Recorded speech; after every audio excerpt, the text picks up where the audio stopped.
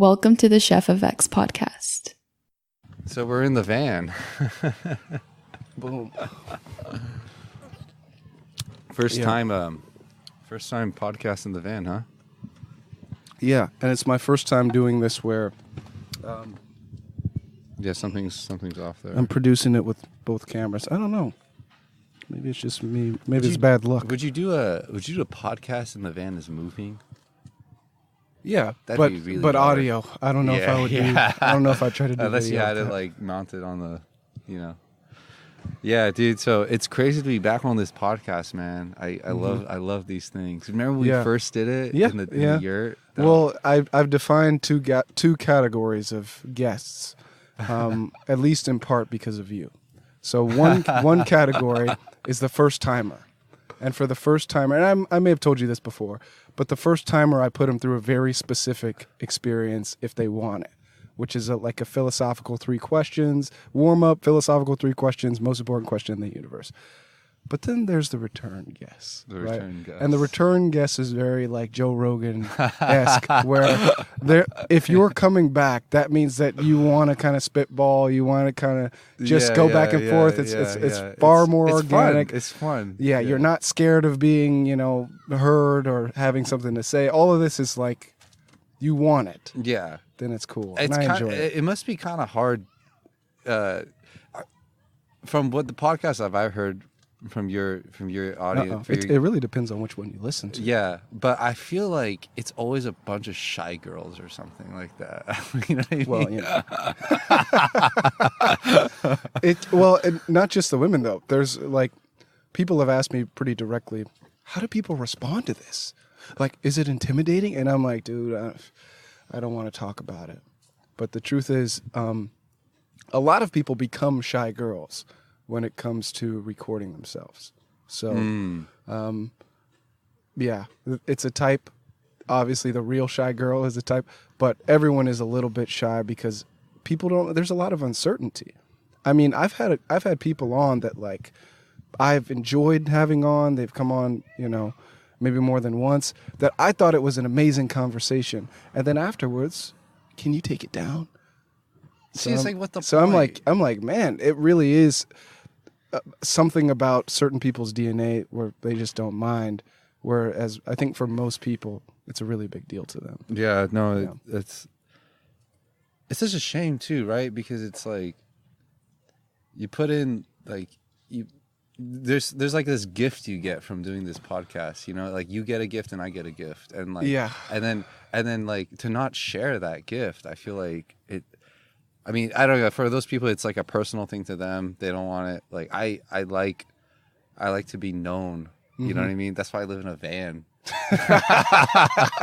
Well, I think another thing too is I like to have an environment where I can try things, and it's like a first draft, or it's like a rough draft environment. I feel like the way things are going with a lot of censorship and people being hypersensitive. Everyone is expected to have a final draft as their first draft. Like, you can't make any mistakes. And I think that that's something that I value, period. And it's even more fun if I get to review it afterwards, Yeah. Because something that a lot of people think of, or they don't think of, is like, just review this like 10 years from now.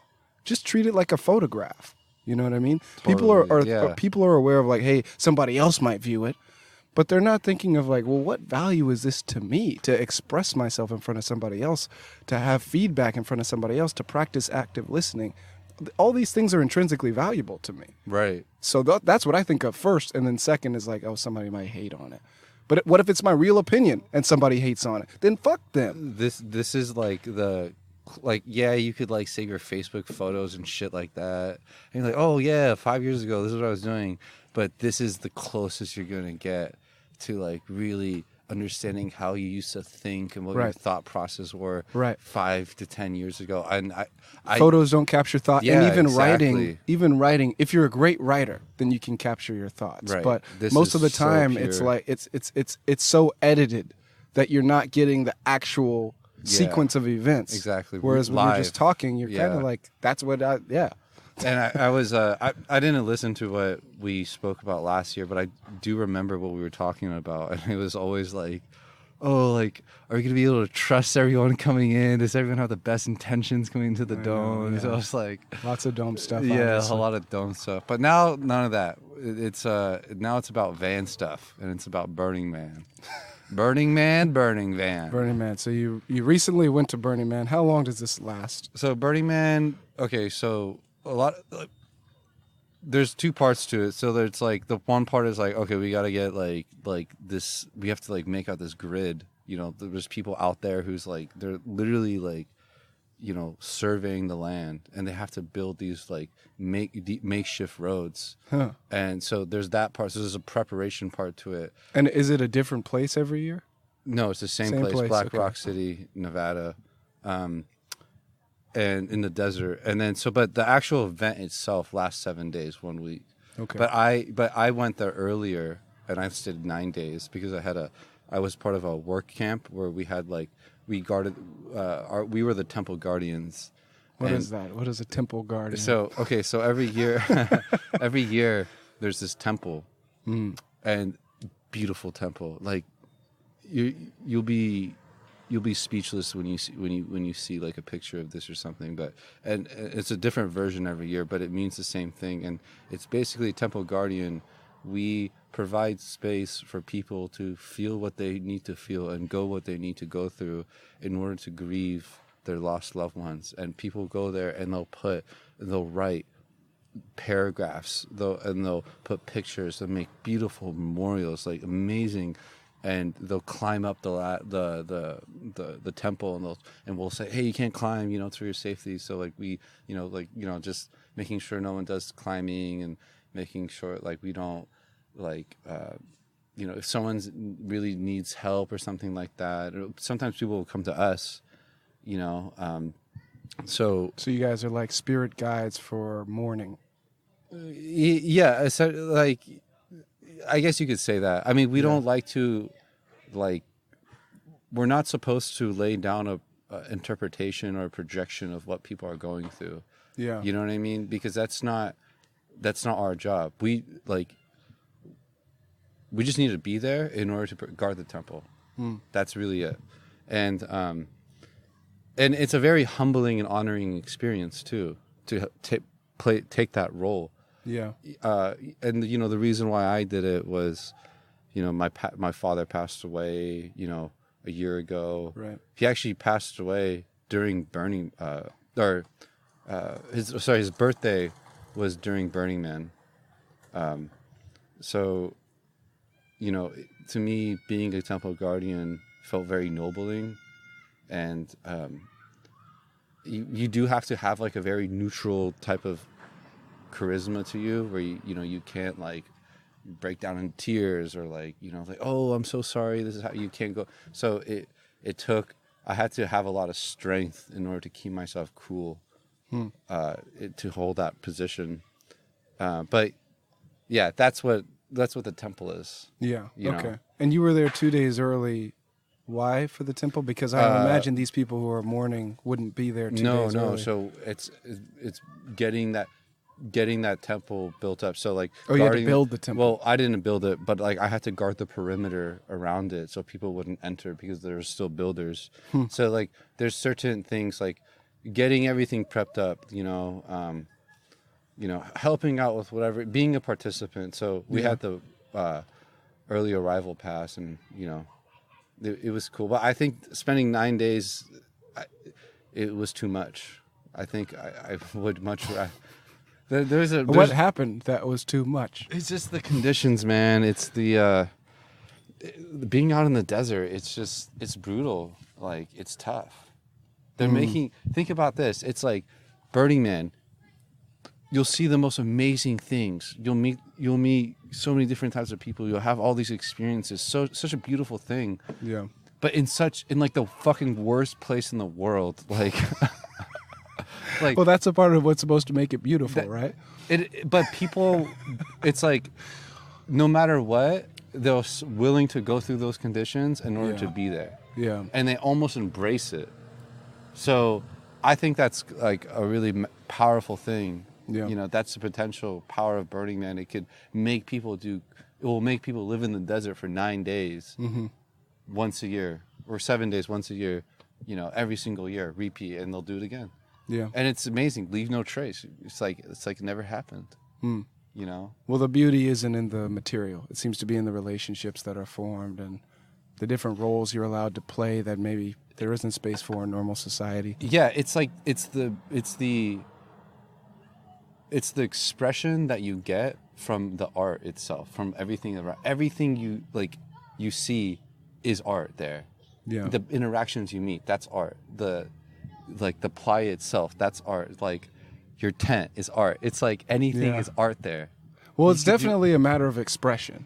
For sure. It's definitely expression. And it's expression, and it's very meaningful expression in a way that resonates with people's, you know, hearts maybe more than their minds, or maybe equally both. But yeah, I think if it's expression and it resonates with people and it moves them, then that's art. Yeah, and it's really hard to like describe, like when someone asks me like, oh, how was Burning Man? Like, it's a very How's hard. Burning Man? Yeah. Hey man, how's Burning Man? It's so difficult. There's a funny YouTube parody video, like it's like type in a how was Burning Man parody. Yeah. And it's basically this dude who comes back home to his wife, and he's like decked out in this like playa outfit, and then he's like, she asks him like, oh, how's Burning? She's like, what? How was Burning Man?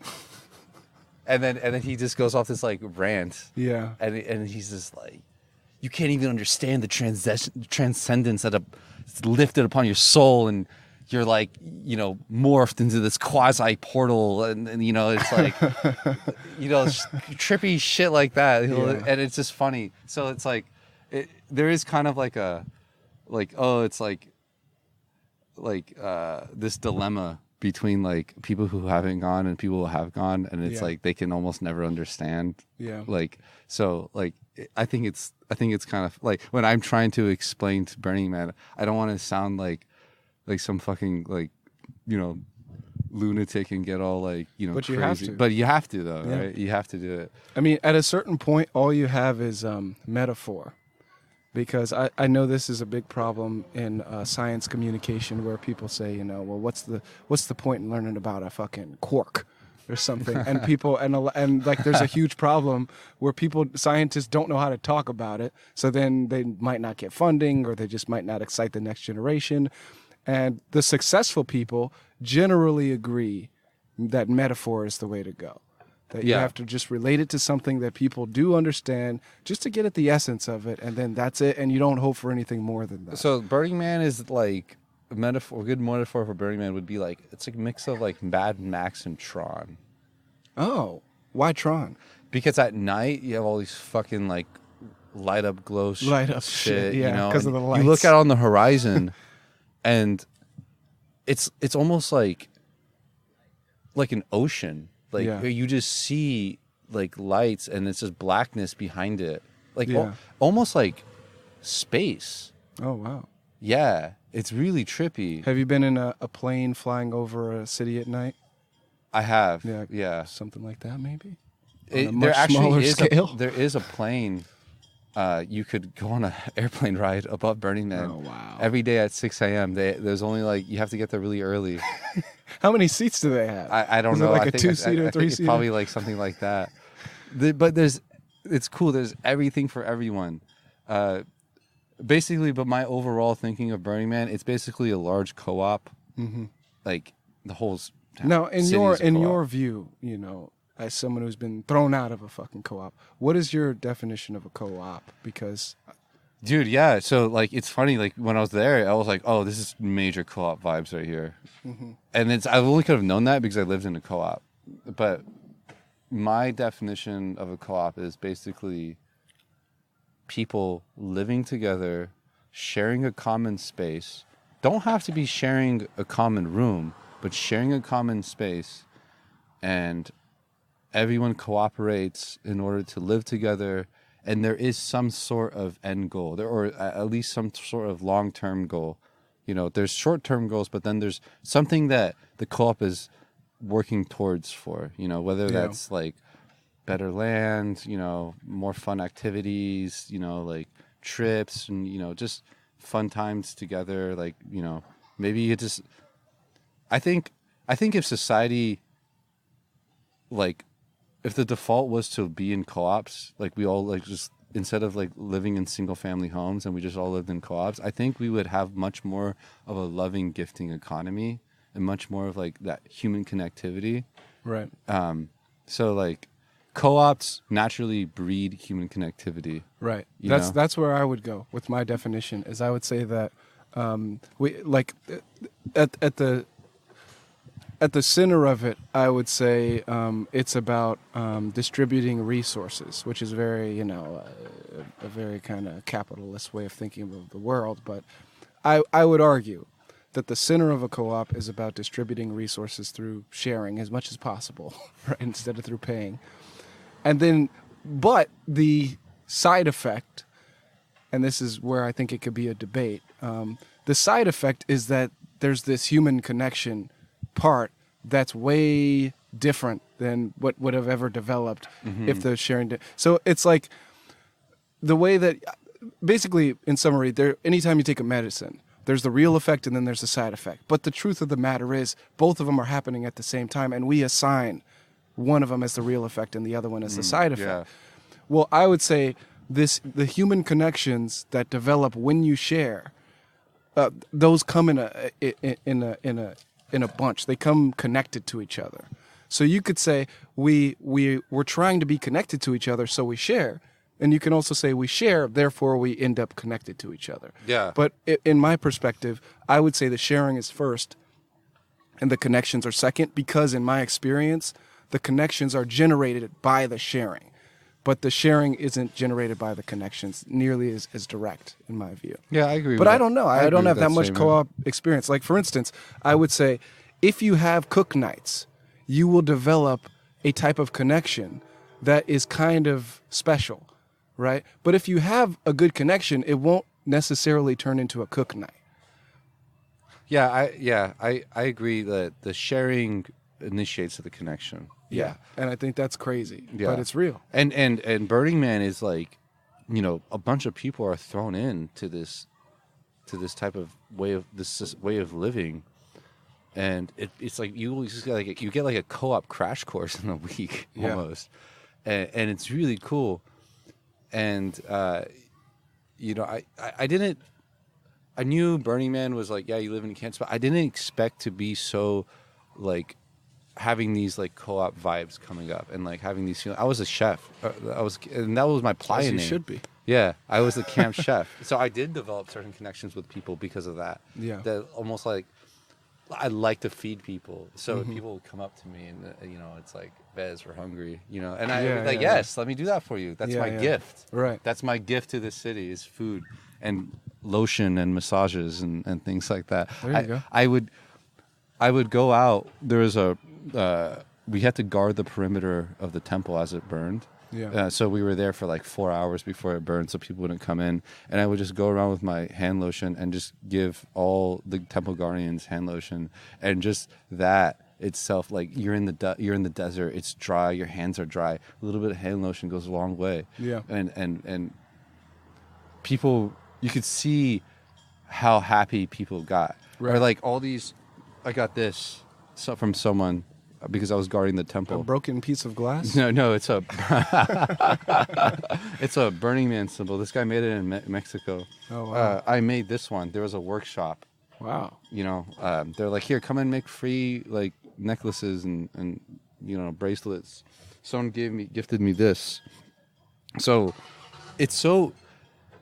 the norm is to go out and like give gifts to people. Yeah. You know, out here in the default world, like if someone gives you a gift, You got to be suspicious of them. you probably would be a little bit sus of them. You and then you'd be like, why? And you were left feeling very puzzled and you know, maybe strangely awkward and also strangely intrigued too. But that's the norm there. So like, I wish like, you know, or I guess like I'm trying to bring back that into my own life here. Yeah. And I am naturally like that, but I think because of what happened in my life last year, Yeah. that it made me less like that, less trusting of people, less, Yeah. you know, and it almost like standoffish. I don't want to be around people. I don't want to like give food to people. And Burning Man really reminded me of who I was. And I really appreciated that a lot because I feel like it was like a reset. Yeah, and you need a reset. I mean, I was talking to, you know her, the mathematician Domi, the other day, and she pointed something out that said, you know, some of the best people that go into certain environments come out the most battered and bruised. And I was thinking, there's a cost that comes with vulnerability and openness. And the more open that you are, sometimes the more vulnerable you are to malicious attacks. And it's unfortunate, but I think that is one of the things that I've watched you go through, where on one hand, you were very, very much trying to initiate things, start things, and bring people together. But because of that, you also were more vulnerable to some kind of an attack. And that's kind of the struggle of being an open, honest person, is that you have to understand that it does come at a cost, because if you're around the wrong crowd, then they will try to take advantage of that. Yeah, of course, and that's what happened. And the good news to me is that you've rebooted on some level. Exactly, dude, that I it's not totally over, rebooted. because what a lot of people do is they go through something like that and they say, that's it, fuck everything, I'm closed off to everything. And you don't want to lose that spirit. Yeah. That actually was correct, but it was just that it was the wrong environment, it was the wrong time, the wrong people got involved, and then one thing led to another. Dude, I'll tell you, like, now I'm just, like, talking about it more and thinking about it more. Burning Man really, like, changed my life. It re-changed my life, you know? And I'm looking forward to, like, going back and, you know, and those types of environment is where I'm the best, you know? Yeah. Getting people together, you know, and just having that connection. So, they say the Burning Man doesn't actually start until after you get back into the default world. That's when the change really happens in people's lives. And then, you know, and I've talked about this too with people back there. They're like, yeah, you're not gonna notice the changes until you get back. And they're right. I'm noticing it right now. Yeah. You know? Hopefully they don't fade away in the next month. Yeah. And also another cool thing, I went to Burning Man. I ended up, I'm able to get a letter of recommendation from an MD when I applied to PT school, because there was an MD in my camp. Wow. And he's worked really in, you know, high up in like health industry, and, you know, not just being a doctor, but other stuff related to like healthcare and insurance. And he's managed, like, you know, a lot of stuff. He was on the board of some directors, and I was like, whoa, like, who would have thought, like, going to Burning Man, get a letter of rec for your education. Yeah. You know what I mean? Like, this crazy opportunity, yeah. And it was just like, I didn't think that was going to happen. And I also didn't think that I was going to spiritually connect with my dad at the temple and meditate for 4 hours there while on mushrooms. Well, you should have thought that. No, but I'll tell you what. Okay, there's a people have a lot of preconceptions about Burning Man. Pussy, drugs. Yes, sex, party, drugs. That is a given, right? But that's what people think. Yeah. When you go ask anyone, hey, what do you think about Burning Man? They're like, oh, isn't it just a big party where you do drugs? Yeah. And that's true. There's that. But there's this whole other polar opposite side of spirituality and human connectivity that people don't understand that goes on. So, like, when I came in, I thought this was going to be, you know, we're going to party. Like, I brought a lot of drugs there. Yeah. You know what I mean? I didn't really use that many drugs there, honestly. But rule number 1 in your life, never do coke in the desert. Bad idea. Why? You'll end up doing a line of dust instead of a line of coke. Oh. Yeah, I guess. You know, yeah, you know, but... is it dusty all the time? Like it's so dust dusty. bowl? Like, I remember reading a book in like the 4th grade about that. You wash a dish. Like, you know, you'll wash this. You know, I'll show it for the camera. You'll wash this, and you just place it right on the counter. Within seconds, minutes, it's dusty again. It's dust. It's dust everywhere you breathe. So my nose was just killing me.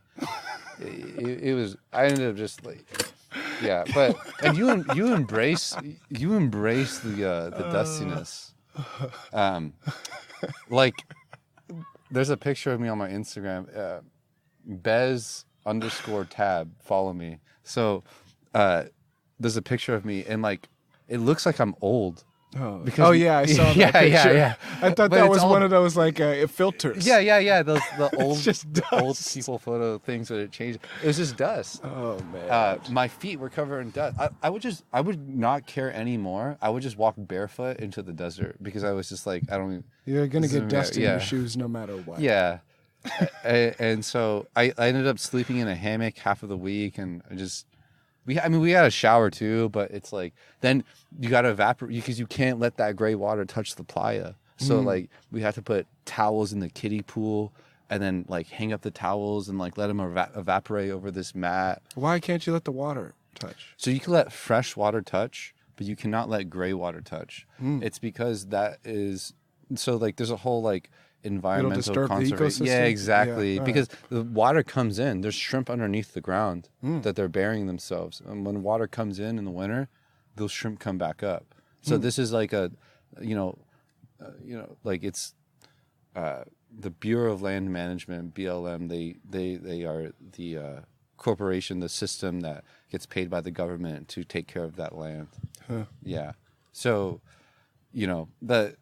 there's a certain comfort level you have to just get over because you're fucking trapped in your default world, comfy little bed. Oh, I want to take a shower whenever I can. Yeah. And that whole mindset, you have to let go of that.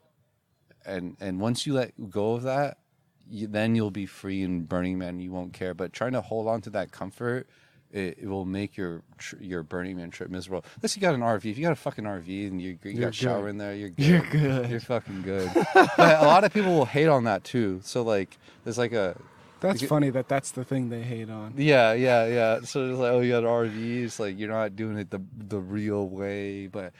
Shut up. We're in the same desert.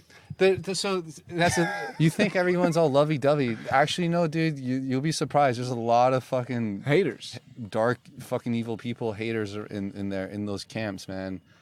I met a girl. I went solo through the camps one day, through the cities, and I found a slack line. I found some people, and then I met this girl. We ended up hanging out for a little bit.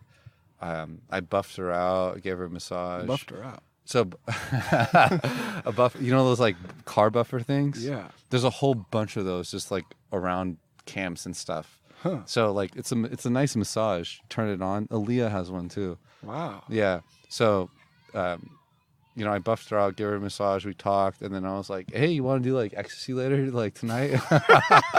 Well, at least there was some kind of closing there. Yeah, but we were going to, but she was going through some shit. Like she was from Toronto. Shout out to Erin if she ever listens to this, but and I'm sorry I don't have your consent for sharing your story, but hey, we're on podcast here. But this is the type of dark shit though that this could happen. You think like you're gonna go to a camp and you're gonna meet lovely people.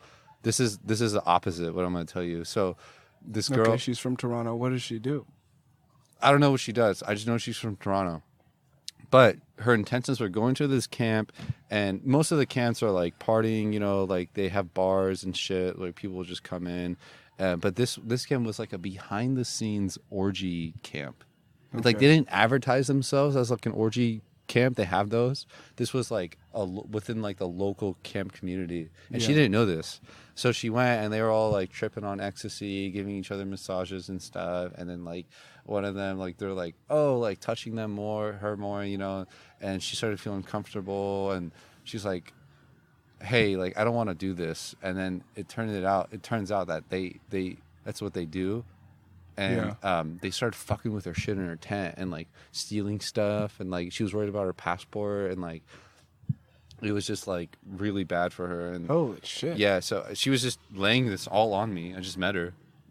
So can she leave that camp? Not really. I mean, she could do whatever you want, but like where else are you gonna go, kind of? Well, any of the other ones, hopefully. Go hang out with the chef. Jeez. I mean, there's this thing of self-reliancy. You have to be self-reliant in Burning Man. That's one of the principles.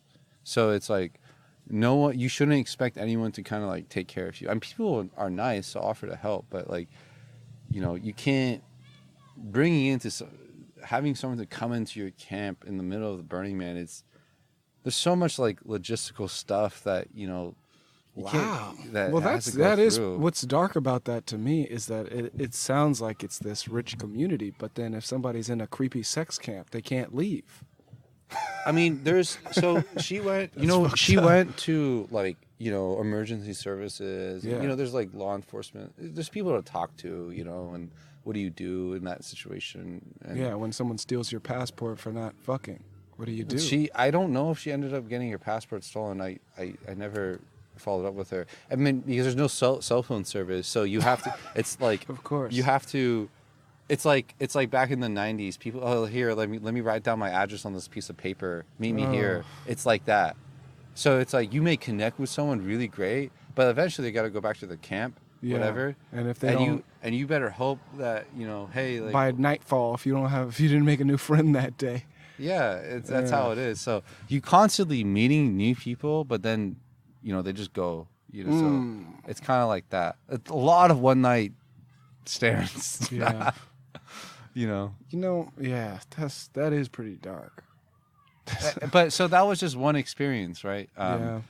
So like- did she come with them, with that group of people? She came from Toronto, so she there's you get if you're like coming from like really far away, you could buy a ticket, and then there's just like the Burner Express bus that picks you up from Reno and takes you to Burning Man with all your stuff. But I remember she was telling me she's just ready to drop everything and just keep her passport, and just you could find places to sleep anywhere in Burning Man.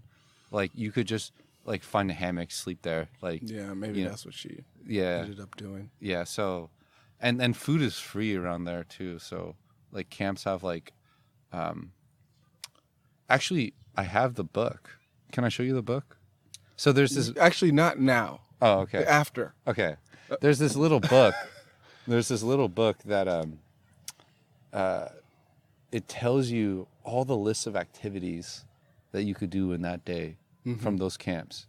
And it's like, you know, like fucking tri-tip, and then you'll go and wait in a line for like 20 minutes and you get like one little fucking piece of tri-tip. Yeah.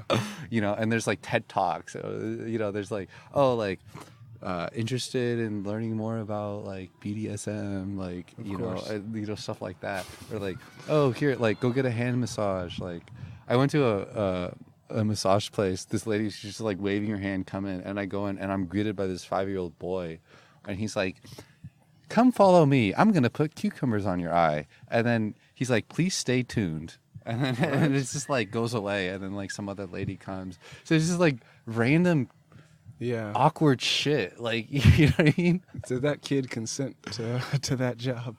He did. He totally did. I mean, there's a lot of families there too. But it's cool. You know, it was a good experience. At first, like, I'll tell you though, when I was there, it's really weird. When I was there, like towards like the end of the week, Thursday, Friday, I was starting to hate it. I was like, this is surprise too to much. me. You know, it's like, course, I want to fucking go home. I'm tired. My nose hurts. There's dust in all the food you're cooking. There's dust exactly. in all the pussy you're tearing up. You literally do have to knock the dust out. I mean, the dust alone to me is like a big factor that I think would play a role in my enjoyment of it. Like, dude, if it's too dusty, I mean, there's not much I can do. Well, that's just, why you just have drinking water might be a pain. Dude, your water's like constantly warm. But there is like, Unless I was having sex all the time and doing drugs all the time, then I think I'd be able to manage. see, you say that, but you're gonna be so surprised that what's gonna stimulate your brain is something completely different, and you're not even gonna No, I care don't about doubt that. I don't doubt Yeah. that. As someone walking around in the normative world, whatever the term is for, the number one thing that I pursue, and this isn't just because of where we are now, but it's talking to people. Yeah. It's way more interesting. Because I feel like the downsides are so small and the benefits are so huge for me and for the way my mind is set up that there's almost nothing better than it. But It'd be nice. Yeah. You know, there are some things that I would. There are a couple experiments I'd be willing to run For sure. in You an could isolated totally environment. the whole thing is a sociological experiment, man. Yeah. I saw. So you have the camps, and then you go out. You have the playa, and the playas where all the art shit and all the crazy stuff happens. I saw 2 people having sex in the middle of the playa. Well, everyone's riding their bikes past them. There's like parties, and they're just standing up, fucking each other. I'm like, there you go. That's Burning Man. You never Dusty, see that anywhere else. You know, you'll never see a dick Just that dusty. grab a fucking disinfectant wipe, stroke that shit. You get to go. Yeah, until a few seconds later, just like the fork, it'll be completely covered in dust. And oh man, plus the wetness mixed in, the dust will probably. Yeah. See, it's kind of hard. Yeah, but it is possible. It is possible for sure. I think it was cool for me going in with my brother and his girlfriend and you know her friend, but I felt like it and you know I met all the people there. I feel like it would be really cool though if I went with like my own close friends. I think that would be a different experience, you know. Because where's what's her name? The Russian, by the way. She said the Russian. She said she was gonna come through to Davis or something after. Oh yeah, my brother's girlfriend. Yeah, I just thought about it. Next time. Yeah, she'll remind her when you go back on Monday. Do it. Yeah, if you're ever in San Francisco and you got your gear, hit her up. I could actually hit her up this week, because if I do end up going to Santa Cruz, I'll have to go. Get her Burning Man. She's been twice, and you know what's crazy about her is that when she went last year, my brother, they met each other there, and now they're super in love and they live together. A lot of people find love in Burning Man, and a lot of people break love too. What do you mean break love? So like, there's like a lot of people will go to Burning Man as a couple, and like some shit will happen and they'll break up. Yeah. Like I know couples I've met at Burning Man. I met one partner. They'll say, "Oh, my other partner goes next year," and we flip. We never go to Burning Man at the same time. So I wonder what they're doing there. No, if it's enough to, you know, make you go through a breakup. Damn. It's just there's that whole thing of self-reliancy, and like when you go there with your partner, it's like you shouldn't feel the need you have to take care of someone there. You have to be willing to take care of your own shit. But when you're in a relationship, it's there's a conflict. There's a conflict. So my brother, I think he could have had a better time if he didn't have to go with his how sad is that girlfriend. Shit, she's probably gonna listen to this and be like, "What the fuck?" Okay, wait. I wanted to ask you. It was a dust-related question. The food. Is there dust in the food? There must be. There's like 10%. So as the chef, is this just an extra seasoning that you're adding in? So what we did is the way we wash dishes there is we use spray bottles, and then we have a bucket, and then we dispose of that bucket into the evaporation place. So what I would do before I use the dish, I would just spray it with water, and then. I'm saying there's dust settling on the dish that you can get rid of. But what about the dust that goes into the food while you're cooking? I guess like. Is it noticeable? Crunchy? No, it's not noticeable. No, you won't. You won't like. Yeah, it's not like everything seems like fried food. It's what is this crusty layer? No, it's not. Everything. You wouldn't notice it. I mean, the dish would have to be sitting there for like I exaggerated, not a couple minutes or seconds, but probably like. A day or so before it got noticeable. Oh my God. But like, it's funny, like food drops on the ground, people eat it. Yeah. It's like, it's really funny. I mean, no what other options do you really have? No, but you leave no trace. Yeah. What are you going to throw it in the trash? Yeah. Do you guys have rats and shit out there? Fuck no. There's no,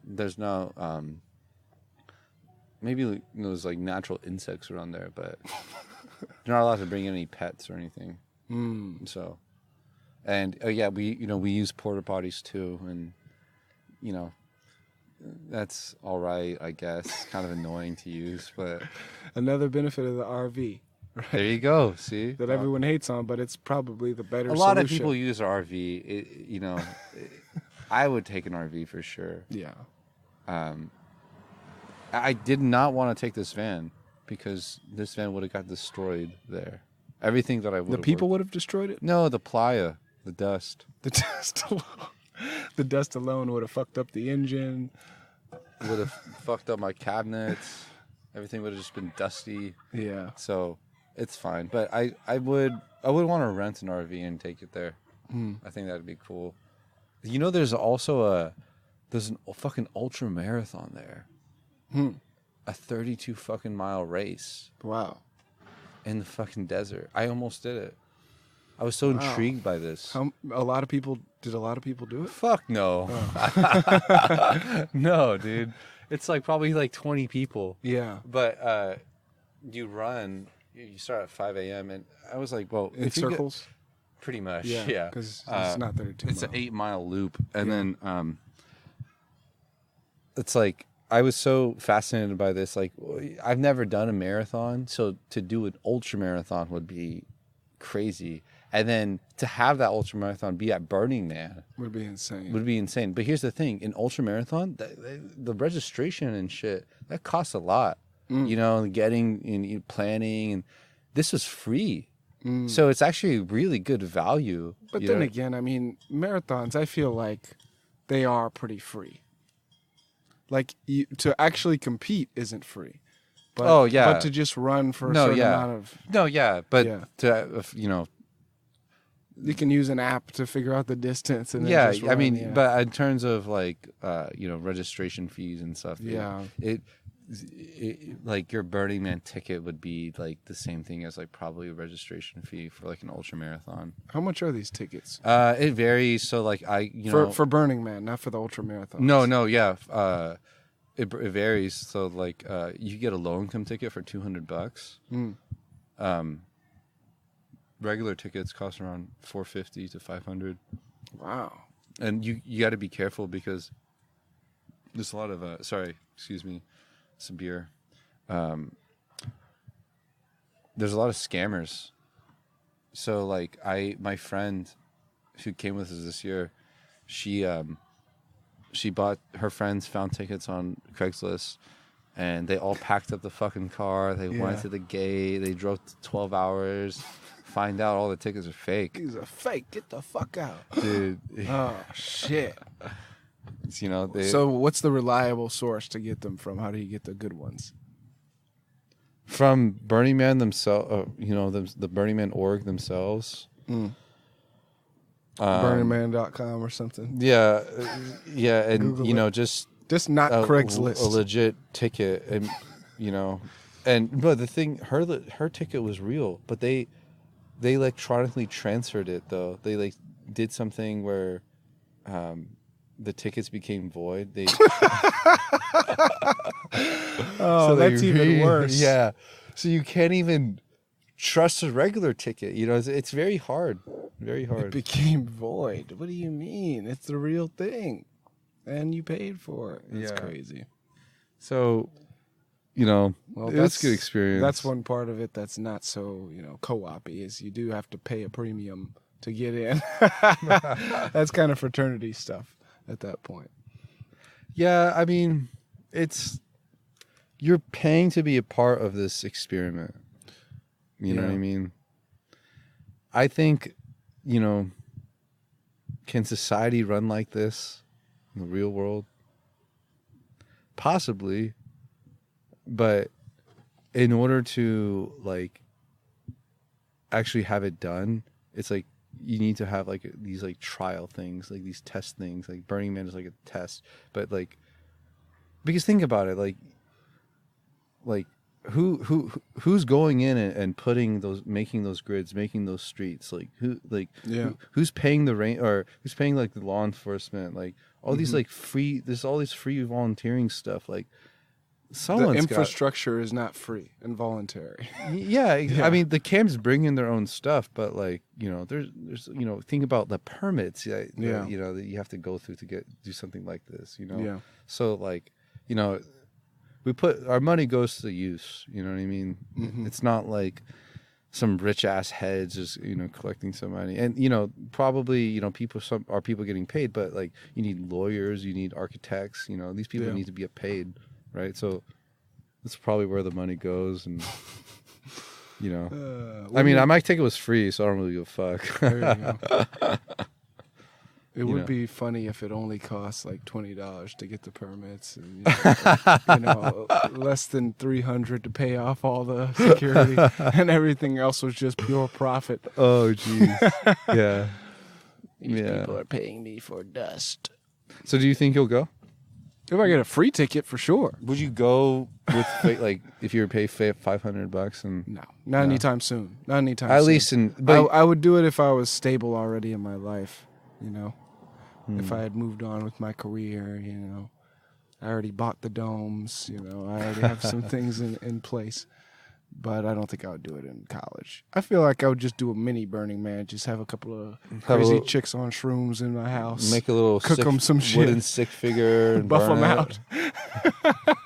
Yeah, but that's another thing. What is this Burning Man? There's like a burning stick Oh, figure. yeah, right. What is that all about? So there's this man, right, and they burn it.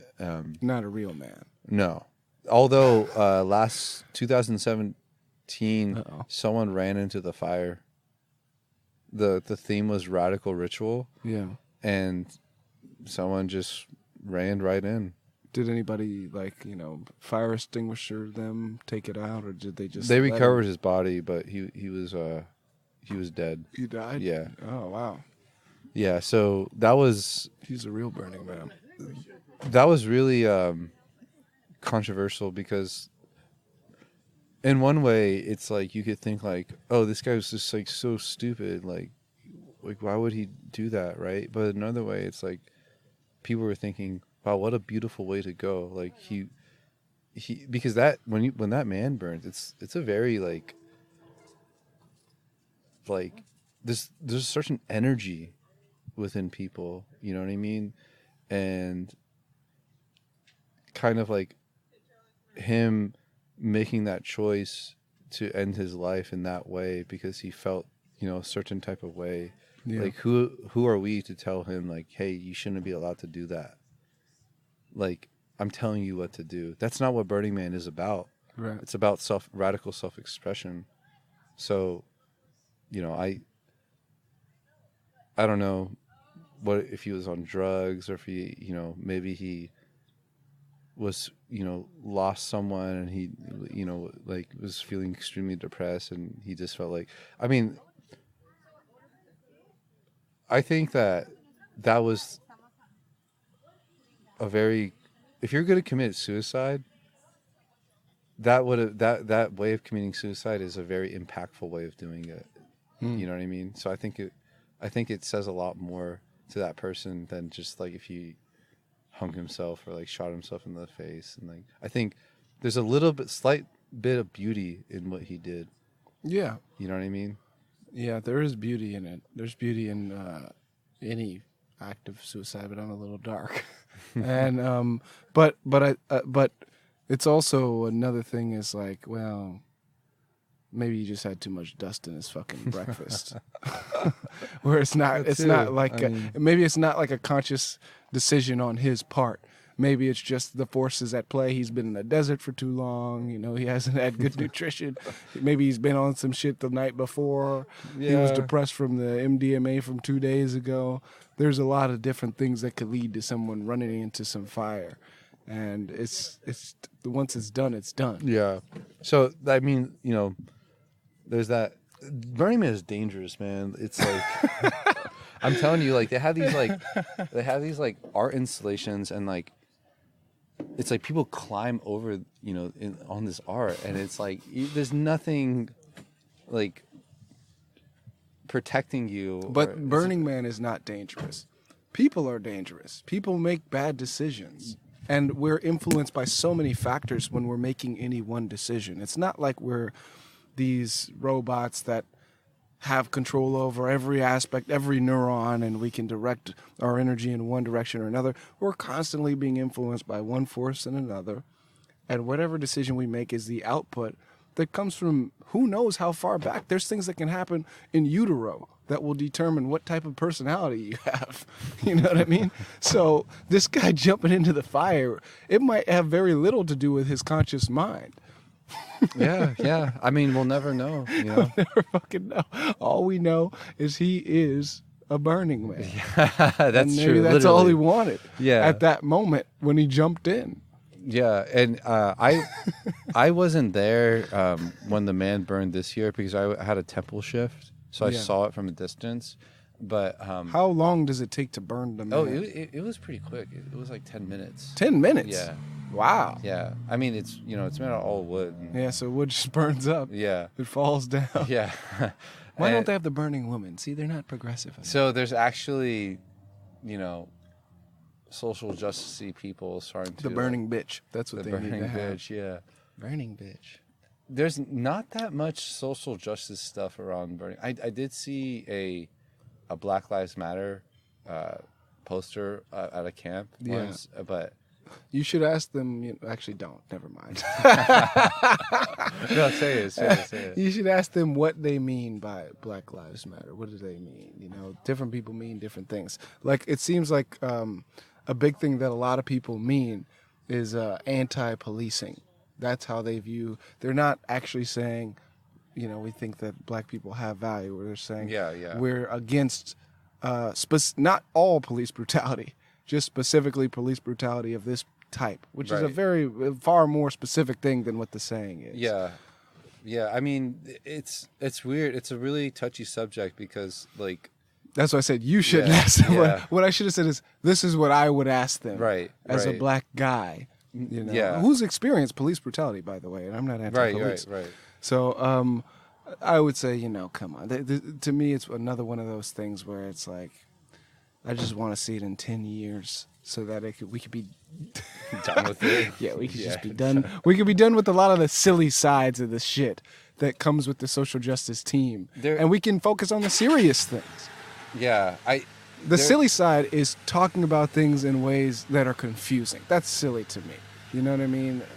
If you really want to have a conversation about a very specific type of police brutality, there's a way that you could do that that's very intelligent. But I don't think that's the way of doing it. It's saying that we're going to use this way of talking about black people to do this, and then we do that, and then if you do this, then we get to be angry at you. And keep in mind, I'm somebody who even thinks that being angry about the N-word is excessive in a lot of cases. Like, people are waiting for something so that they can attack you in a socially acceptable way. I don't think that's cool. But it's different from Black Lives Matter. It's not like a 10-year journey. That's like something that takes a lot longer for everyone to heal from. Yeah, for sure. I mean, it's weird, like, trying to have that type of, like, or just any social justice issue, but, like... Yeah. My favorite is privilege, by the way. Yeah,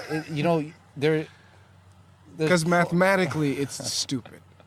And here's what's stupid, okay? Just so I can finish this point, since I've already made a controversial statement. What's dumb is to think that you can look at somebody and determine where they stand, because there's so many factors that come into play when you're looking at the way someone actually gets to live their lives, that it's ridiculous to think that reducing it down to one or two things, like your gender or your race, tells you the whole story about someone. That's ridiculous. I know plenty of poor white people who are far less privileged than me. My grandmother went to a university. You know what I mean? So it's like one factor, the idea that one factor or two factors or three factors can give somebody an overall reading of you is ridiculous. Now, what's not ridiculous is the idea that people have different experiences because of these factors. That's 100% true.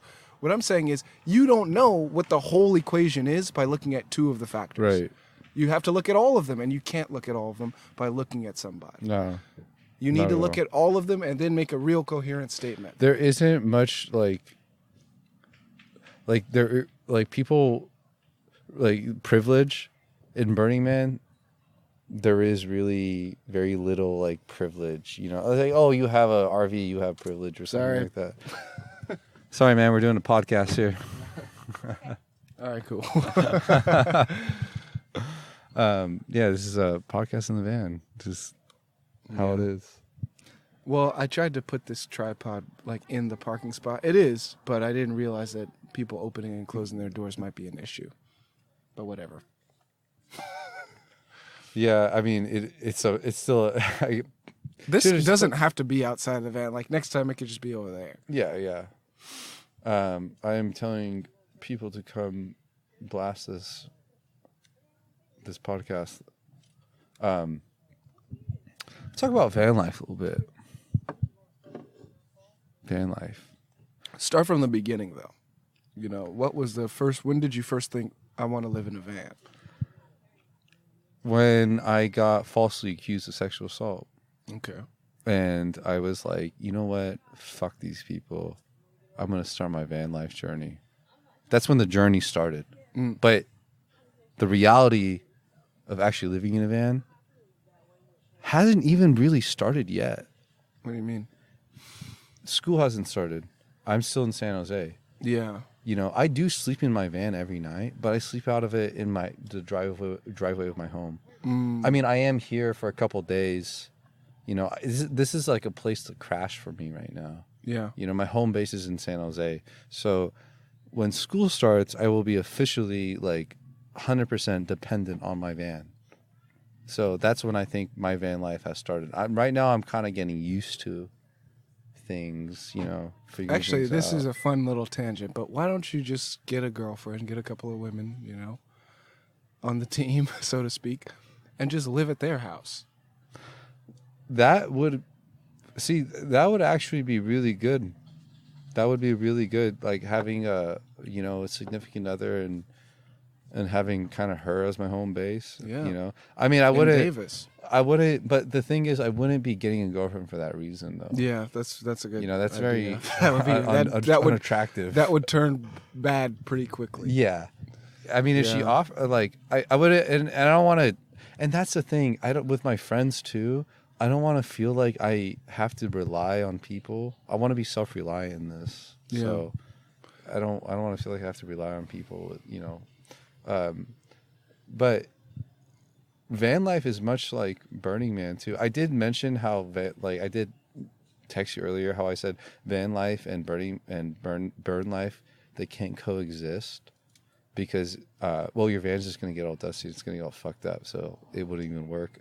But what about the RVs? Don't they get dusty? People clean them. People get you have to pay a bunch of money to clean them and stuff like that. Huh. But I think like in how like Burning Man is like very about like demodification and stuff like that, and van life is very trendy. I don't think like the ethos of Burning, like when you're at Burning Man, no one cares about what van you have. No one cares about like what you personally own. It's all about human connection. But when you're in van life, everyone's like, "Oh, cool, let me come and see. Oh, you got a Volkswagen. Oh, you got this, you got that." People are really into that stuff. Do you like that culture? Do you like the van culture? People being interested in what you own and things like that. I think it's really cool. I like to invite people in my home and show them. Just before you were here, this family came and walked up to me as I was sitting in here, and they're like, "Oh, we have one too. We live in Davis." And I talked with them for like 20 minutes. Like, there's your girl. There was a family. You just live in another van. Yeah. And it like van life. It allows me to. Allows me to be who I want to be, and Burning Man allowed me to be who I want to be too. Like I take out the slack line, and moms are starting to come up to me, and kids are on the slack line, and MILF, yeah, and connecting with people. I'm telling them I live in my van. They're like, "Oh, that's so cool!" Like, wow. And in a second, I almost felt like I was back in Burning Man, like randomly connecting with people. Yeah, just from what I own or like what I'm offering to them. Yeah, and it's a cool feeling. So, I don't know if I'm going to live in my van for, the rest of my life. Probably not. My definition of success is not defined by owning a home. I will own a home to raise a family. I would want to get successful enough in order to raise a family. But I don't believe that like you have to have a home, you know, to be successful. Is it true, by the way, that your Persian friends own West Village? Nah. Speaking of owning homes, I don't. The ones that are coming. yeah, Did they say that? that they have some kind of an ownership of maybe a house or two. I had no idea, man. Persians. Yeah, I think they do, man. I think if you want to get into ownership, you're in the right network. They do real estate around here. There you go. Anyhow, so you, what van do you have, and what are the modifications that you put in it, and why? So I have a 1986 Hobie Cat Volkswagen Vanagon. Vanagon? Yeah, that's the type Wow. Vanagon, and Got a Vanagon again. it came with just 3 seats and then 2 seats, just a regular passenger van, and I converted it, and I have custom-made cabinets. I have a fridge. I have sink, stove. What you're sitting on turns into a bed. I have my solar panels. I have my battery. I also have an outlet. This seat right here swivels the other way. Pretty much everything you would need for, you know, one person, you know, living environment. And even a little footstool. a little footstool. I have a Persian rug.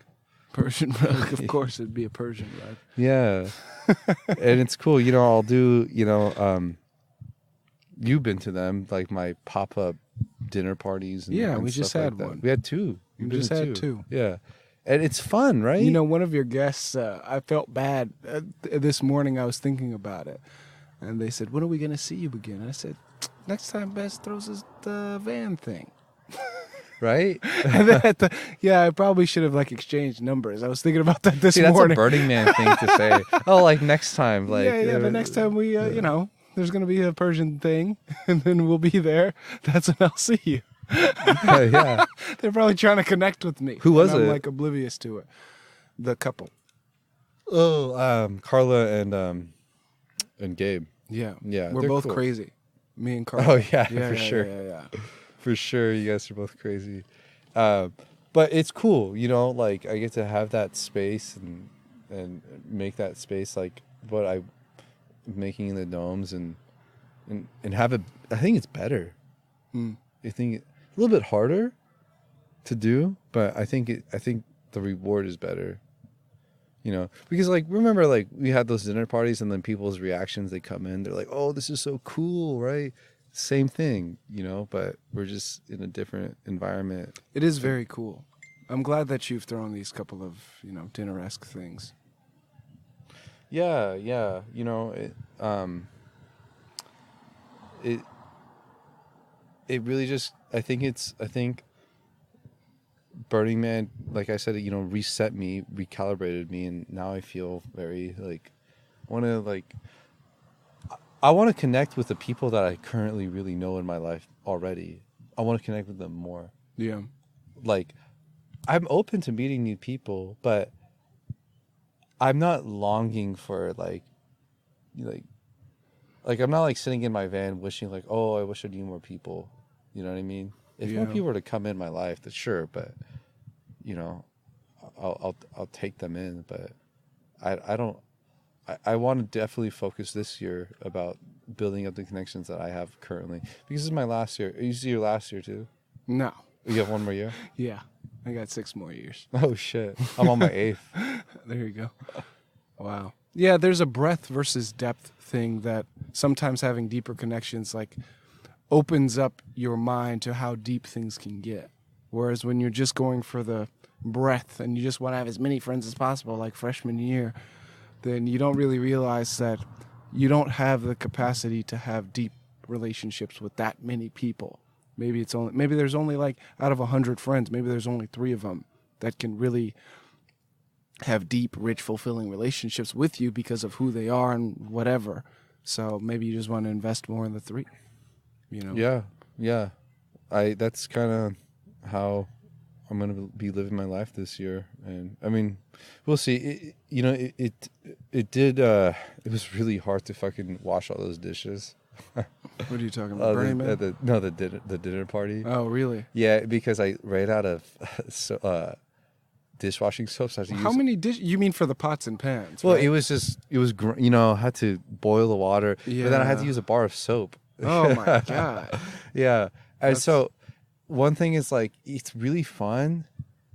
It just takes a lot of effort, and I don't know if I'll have that much time and capacity to provide those spaces. Yeah. Like, all the time. Yeah. But Well, what you could do is do it in a parking lot that's near someone's house, so they could just take the pots and pans in and wash the shit, bring them back. yeah, then it won't be really the same though. I feel like It won't be the same. being in downtown where people are walking, Or just It's- drive to somebody's house and wash the dishes. should do that. Yeah. Yeah. We'll see. I'm down for more. Maybe not every week, but here's the problem. If I want to just do this for myself, Yeah. so I don't even want to have a van dinner party. I just want to do this in myself on the farmer's market, Yeah.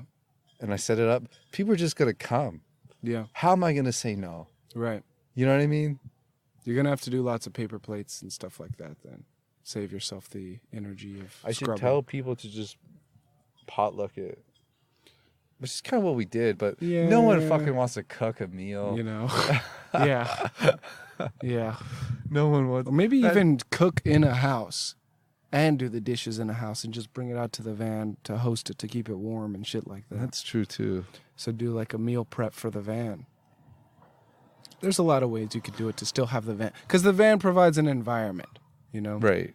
And that, like, similar to the domes, it's a very unique kind of cool, I didn't know it was trendy, but I guess it's trendy, way for people to come together that's not just the same old apartment or dorm or fucking whatever. Yeah, it's not. I mean, it's just about becoming barely trendy. I mean, it's a new thing.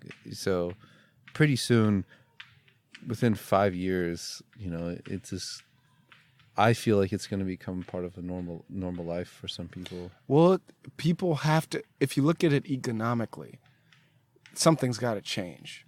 The way that people are buying houses and paying rent, it's just not Sustainable. it's not sustainable. There's so many people that fit within the niche where a van would be a much more viable option, that the culture is developing. It's not an out there thing, especially in Silicon Valley. Mm-hmm. So yeah, hopefully as the culture develops, it'll be easier and easier. People will develop solutions that help everyone out who's involved in van life. And it'll be like motorcycles, in the sense that, like, a modern day motorcycle is not that fucking piece of shit glub thing that existed 50 years ago that's like broke down all the time. It's like a really clean machine that's been refined over the years so that everything you probably care about is in there. They got like electronics, traction control, ABS braking. Wow. There's certain things that are like standard now that really would have been super advanced like 10 years ago. So you can only imagine when the electric bikes really take over, how crazy it's going to be. They have electric bikes now? Oh, yeah. And they're insane. Damn. They're insane. How fucking far can you go with those, man? Well, far, it depends, but that's just a matter of battery technology. As that advances, the electric do you bikes are going think to you go can along go with like it. 2,000 miles? Now? No. Maybe. I don't know.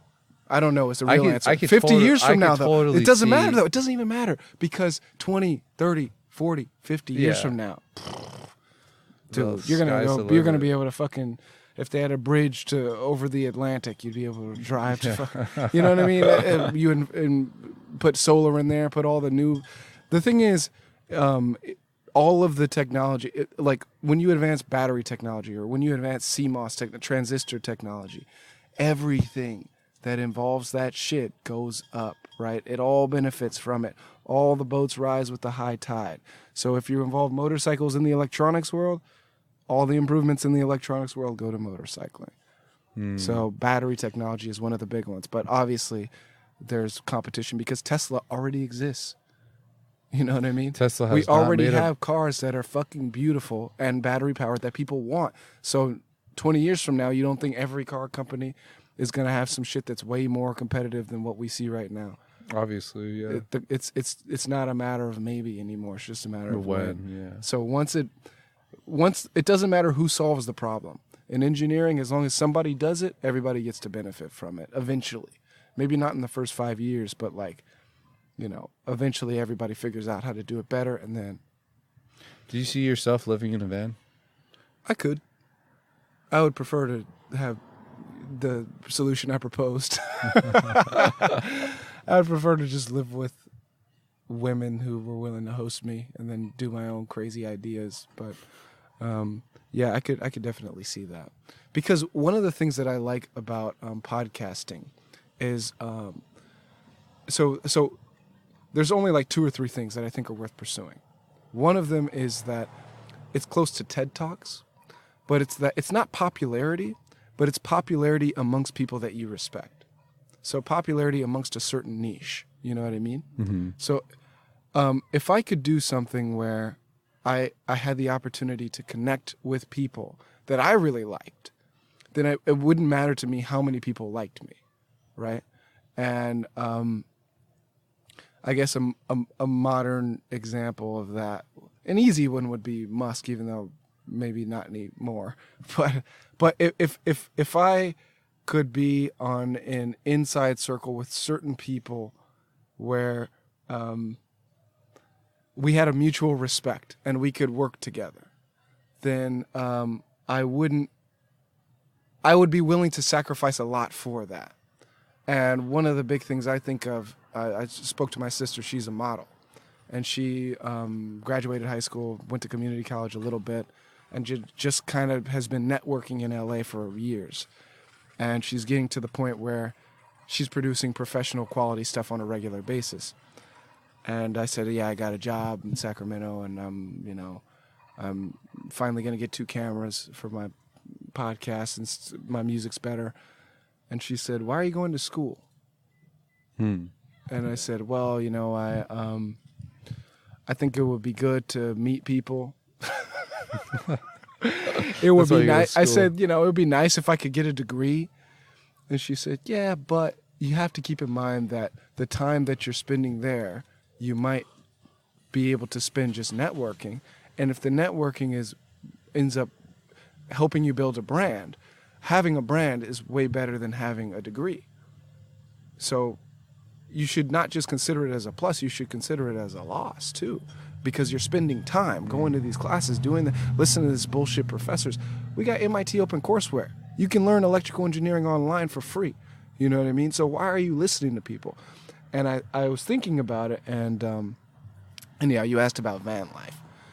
To me, some of the people that I respect that pursue their dreams, that's one of the big things that they decide, is they say housing and mobility are things that I don't need to be stuck in one place, and I need to be able to get to wherever the fuck I want to get if opportunities are there. And I know several people who have semi-successfully through YouTube, Instagram, whatever, used van life as a way of pursuing their media career, because they don't. There's a lot. Yeah, they don't. All they really need to do is be near people.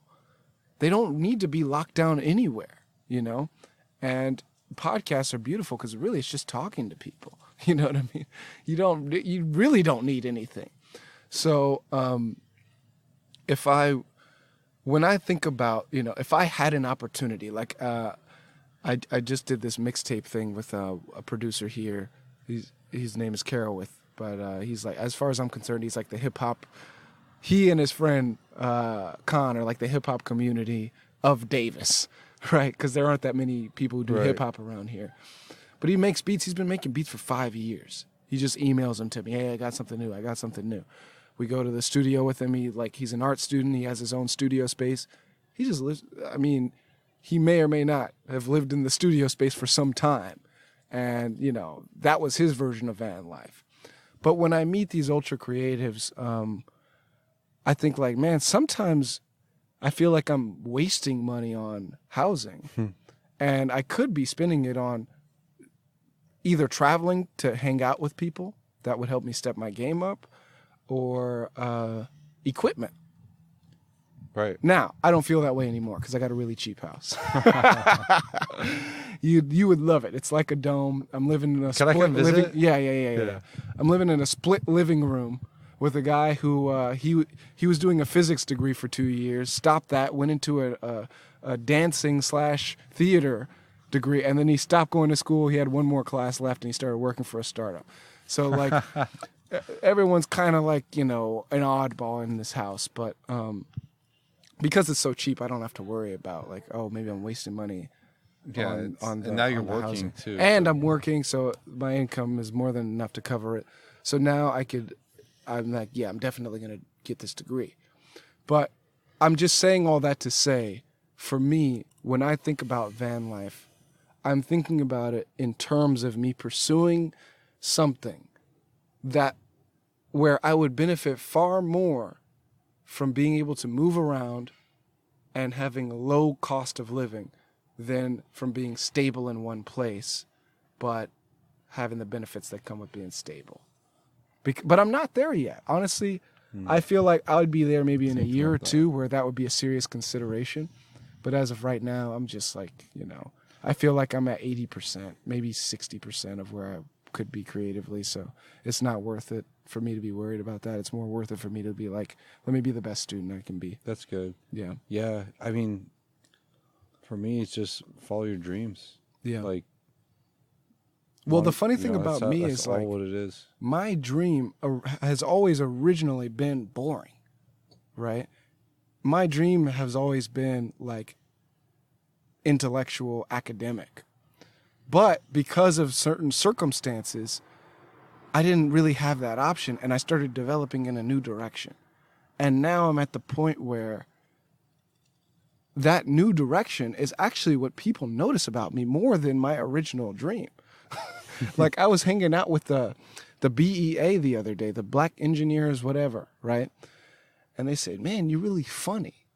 And I was thinking like, you know, if you were to meet me like 4 years ago, you would not be saying I'm fucking funny. You know what I mean? But because of the way that things have happened recently, you will notice that before you notice, you know, how much I admire Nikola Tesla. That's that's something you'd have to know me for a while before you would get there because it never comes up. But I have a deep respect for certain people who are creative in the technical areas in a way that I don't for just like regular creative people, singers. I'm like, that's cool. You know what I'm saying? But like the Einsteins, the Teslas, the Oppenheimers, there are certain people who to me, I resonate with. I feel like we're of the same tribe. But if you were to meet me, you'd think I'm in the same tribe as like Eddie Murphy or something, where it's like maybe, you know, but I don't really give a fuck about that stuff. I spend a lot of time practicing, but I don't really, that's not in my core at all. It just happens to be useful, you know? Right. I feel like comedy is useful anytime you want to do something socially unacceptable, because you can, it's like I said, there's the effect and the side effect. On one hand, you can what comedians do is they try to be funny, and they might be offensive, or they might say something that's significant. They might not. But you could also flip it and try to say something that's significant or unacceptable and just make it funny. Like my favorite example is, you're very ugly, right? That's completely unacceptable. But there's ways of saying it where even if you're being honest, people will accept it with joy. They'll be like, hey, you know what? This motherfucker's being funny. Now, are they being honest? Maybe, maybe not. But it's funny enough, so I don't even give a fuck. We have a little, so problems of doing this in the van. Spilling the beer. Yeah, you spill the beer, but it's okay. Don't cry over spilt beer. All right, rapid fire questions. Burning Man, van life. First thing, Burning Man pussy. Any Burning Man pussy stories? No Burning Man pussy stories. No. Burning Man. Okay, van life pussy stories. I know did, you were hitting up the van chick, as you call her. No, I did have sex in the van a while ago, but I regretted it because it was not the person that I wish was the first person to have sex in the van.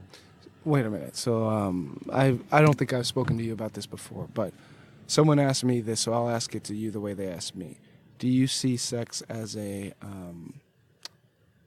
very like personal and special thing, or a very impersonal, non-special, or some combination of the two? I'd say combination of two, but more leaning side towards like a personal, special thing. I mean, I would be down. Yeah, like let's hot chick, whatever. Like we connect let's have sex.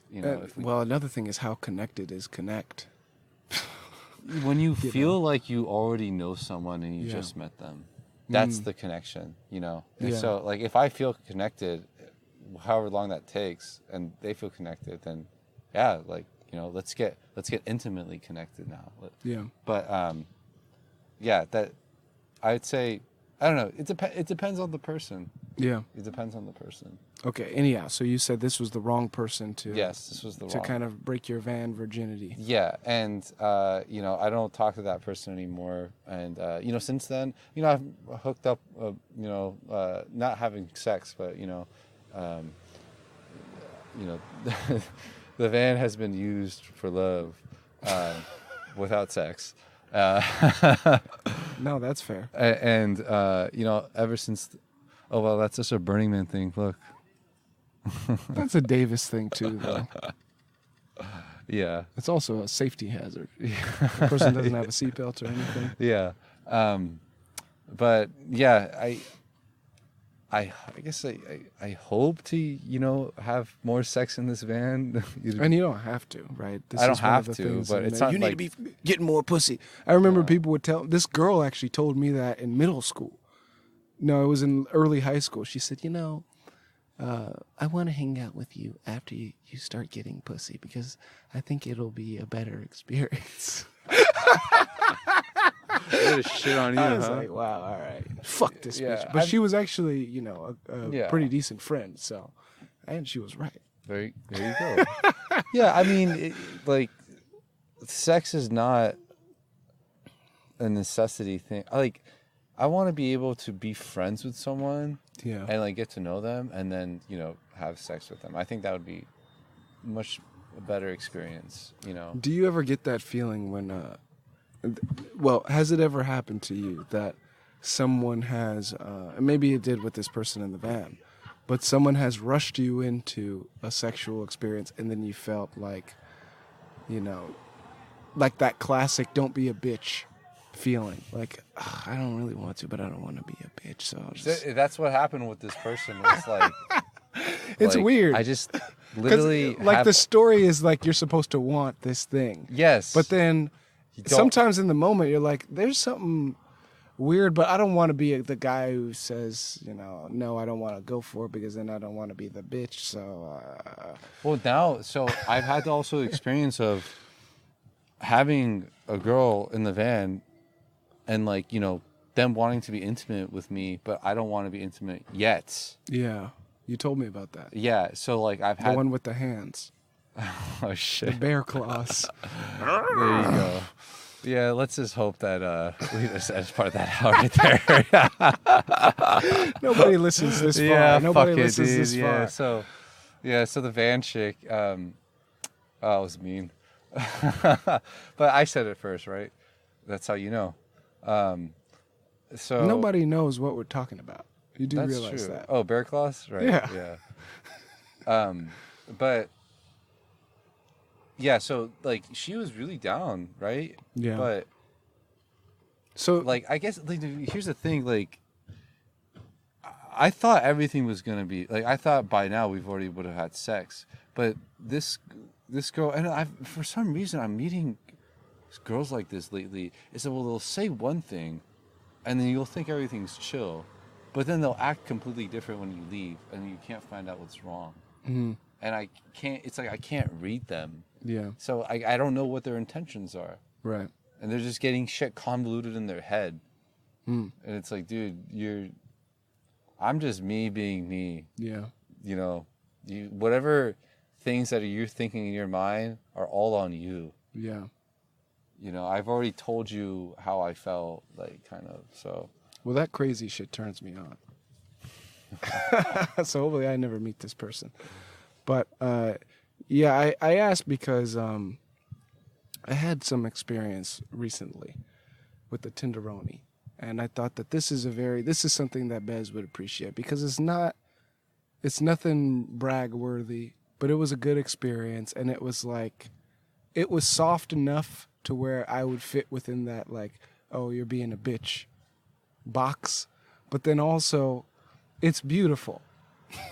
So anyhow, I meet this person and off of some app that nobody knows about, and they said, let's meet up. We had a couple of drinks. This was the day actually that that white dude was hanging out. Oh yeah. How'd that By go? the way, I actually changed my profile now because I met him. I said I'm the second creepiest guy in Davis because this guy's actually the creepiest guy in Davis. Cool. And it's funny that his ex-girlfriend was Emma.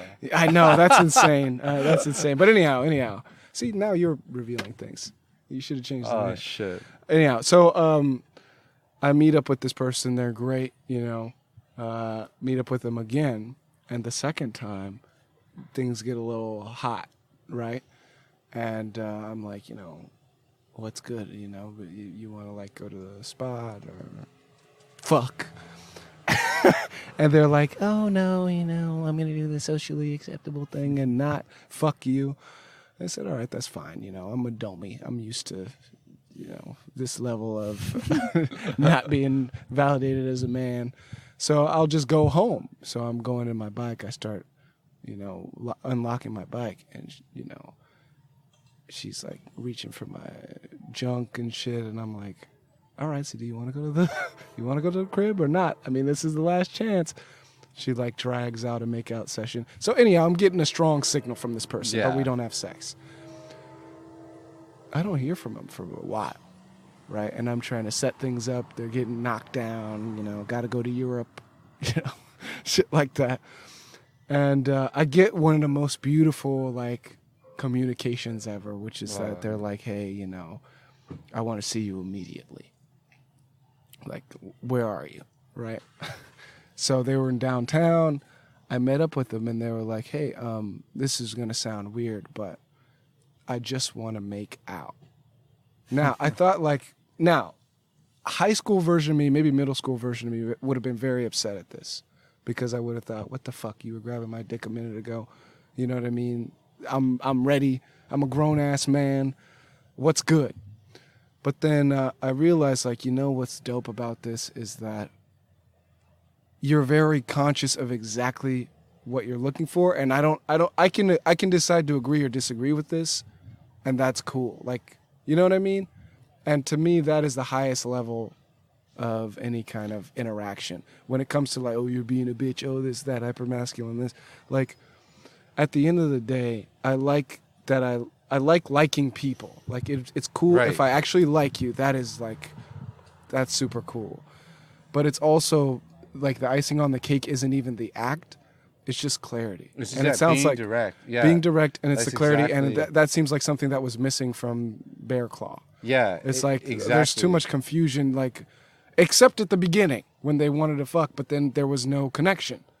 Exactly. Yeah. And so that and that's I think the thing that I try to look for when I'm with girls, and I'm trying to see, are they being clear and direct with me, or do they have other intentions that they're not bringing apparent, and they're like lacking communication. And that's the thing that I realize that turns me off, is like when they're not, like, I don't care anymore. I don't want to put any effort. Why would I put in effort? Oh, we got some guests over here. Hey, what's up? We got some guests over here. How's it going? Hey, how's it going? What's up, man? Welcome. Wow. Welcome. We're just can you guys say a little here. I got say anything to the How's it going, you guys? Happy summer. Hope all is well. Tell who you are. What are you guys doing? My name is The Beach, as I'm known, all around town. What we're doing, we're just getting back from the Bay. Just coming to check out the van, come out to see Bez and the buddies. Yeah. Why not? Yeah, here, go pass the microphone. Here's Sean here, yeah. What's going on? This is Sean. If you sat here, you'd be Peace out. There's a dime right What's here. going on, everyone? Hello. About to grab some food. Oh, yeah, thanks. Is this the daily talk show?